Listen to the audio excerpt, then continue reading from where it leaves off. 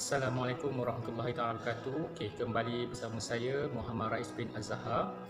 Okey, insya-Allah pada kali ini kita akan menghasilkan donat dan saya akan berikanlah tips-tips berkenaan dengan penghasilan donat. Insya-Allah pada hari ini donat yang dihasilkan adalah sangat mudah. Okey, tak perlu uli terlalu lama. Okay, tak ada mesin kat rumah pun tak ada masalah. Jom kita tengok bagaimana cara pembuatan donat secara teknik autolyse ni, dan semoga perkongsian ini, ilmu ini dapat memanfaatkan semua yang menonton channel saya Muhammad Rais bin Azhar. Okey, ini adalah merupakan bahan-bahan untuk kita membuat donat. Okay, mudah sahaja, kita ada lebih kurang 9 bahan, iaitu 500 gram all purpose flour. Okay, kita ada 300 gram air. Air ini adalah bergantung kepada kadar kelembutan dough yang kita inginkan.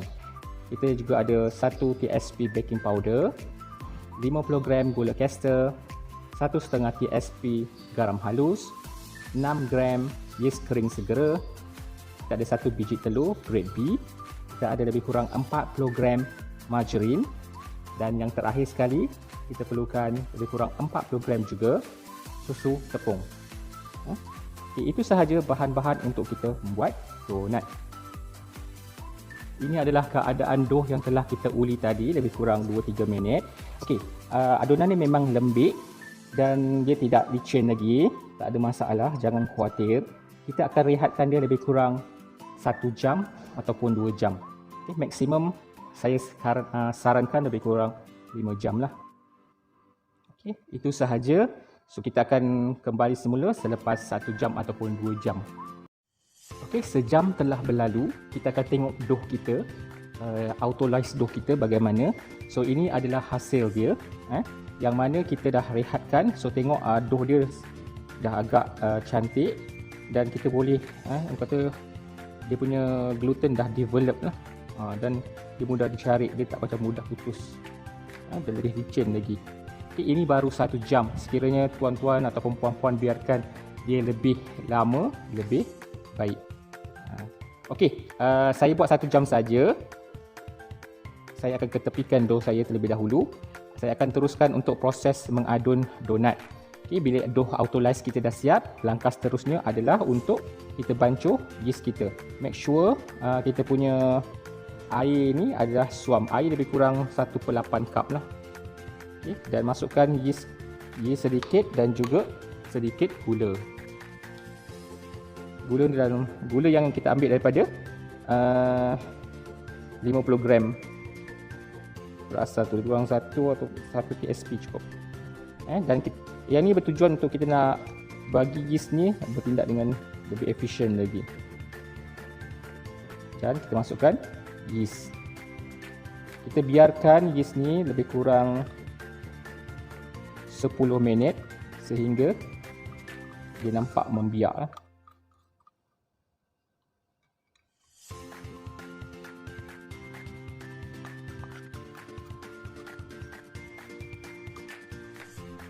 Kita akan tengok 10 minit kemudian bagaimana hasil yeast yang telah kita ternak tadi. Okay, setelah 5 hingga 10 minit kita ternak kita punya yeast tadi. So, ini adalah hasil dia. So, dia nampak berbuih-buih. Maksudnya yeast kita masih aktif lagi. Okay, seterusnya kita akan buat proses pengulian dough. Okay, ni dough yang autolyse tadi. So, kita campurkan tepung susu, baking powder, gula, telur dan juga garam. Okey, adun sehingga dough ni sebati. Okey, untuk adunan ni kita anggarkan lebih kurang 5 minit sebelum kita campurkan yeast ke dalam dough kita ni.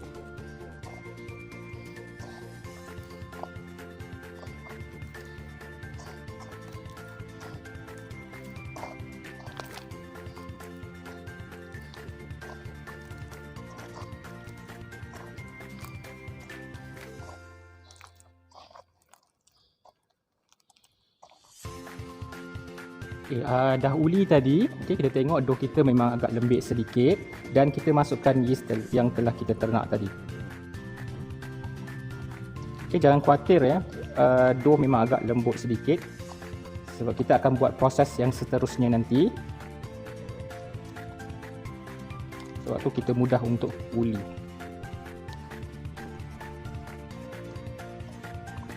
Okay, bila yeast dah sebati, kita akan masukkan margarin tadi.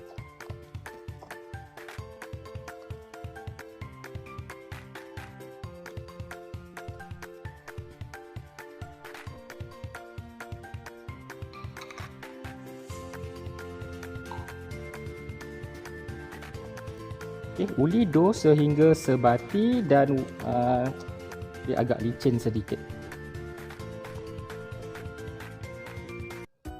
Okay, apabila dough telah sebati, kita akan tutup dengan plastic wrap dan biarkan lebih kurang 40 minit untuk proses fermentasi, fermentation hour.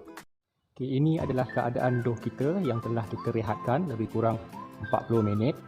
Okay, so nampak dough dia agak nampak berkilat dekat situ dan dah naik. Okay, seterusnya kita akan keluarkan dough ni. Sebelum itu taburkan sedikit tepung. Sebab dough kita agak lembut.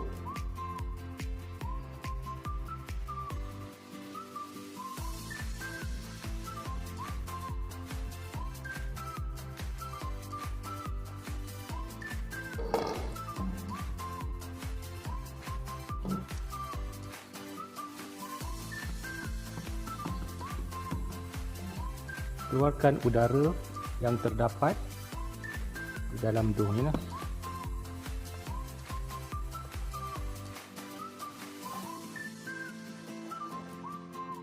Okay, setelah kita keluarkan udara di dalamnya, okay, kita akan timbang dough lebih kurang anggaran 50 hingga 60 gram setiap satu biji lah. Okey, ni dough yang kita dah bahagikan tadi. Seterusnya kita akan buat bulatkan dough lah. Okay, dough ni memang agak lembik sikit.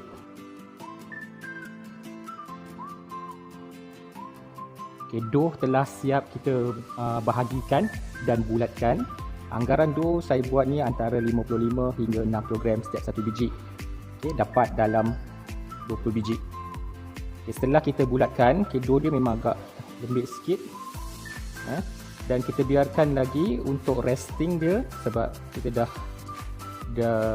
bulatkan dia. Kita perlu resting kurang 10 hingga 15 minit sebelum kita buat lubang di tengah-tengah dia. Okay.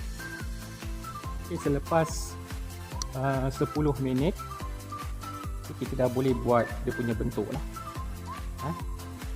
Pastikan tangan kering dan kita akan make point di tengah-tengah. Okay, kita ambil point tengah-tengah dan buat lubang. Okay, ni kita nak bentuk dulu, maksudnya kita nak tandakan dulu.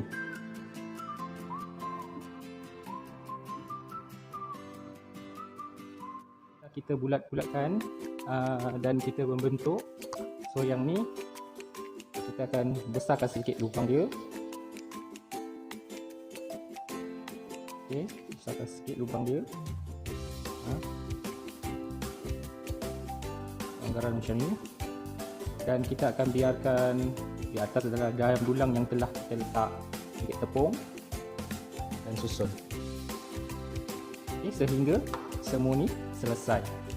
Okay, selesai sudah kita buat bulatan di tengah-tengah donat. Okay, step seterusnya, langkah seterusnya adalah kita merehatkan dough sebelum digoreng lebih kurang 30 minit. Okay, waktu ni kita dah boleh panaskan minyak di dalam kuali. Okay, selepas 30 minit donat kita dah kembang. Okay, waktu menggoreng telah tiba. Pastikan kuali cukup panas untuk kita goreng. Masukkan donat satu persatu.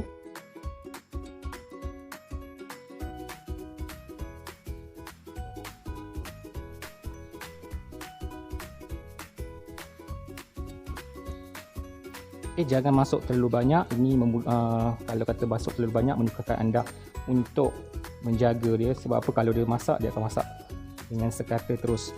So kita agak kelang kabut nanti. Okay, biarkan satu side ni anggaran lebih kurang 1 minit, baru kita terbalikkan di sebelah lain pula. Okey, terbalikkan.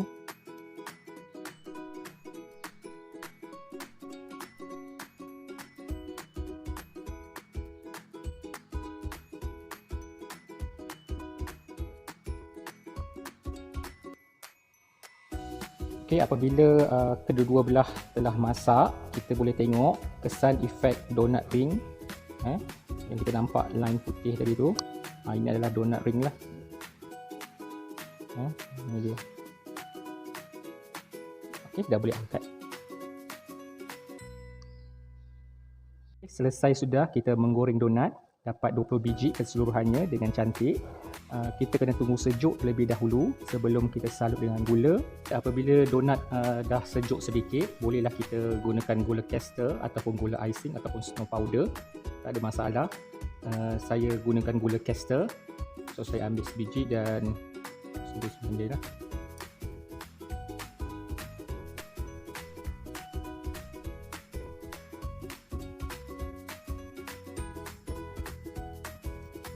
Buatlah sehingga habis. Okey, selesai sudah kita buat salutan gula ke atas donat yang telah kita goreng tadi. Sekarang tiba masanya untuk kita buat product review. Okey, kalau kita tengok donat yang gula ni dia tidak mengecut, bermaksud kita punya fermentation hour tu cantik, dan kita buat final proofing pun cantik, maksudnya tidak overproof. Sekiranya kalau katakan donat kita mengecut, maksudnya donat kita tu dah terlebih kembang sebelum kita goreng. Sebab tu kena jaga waktu.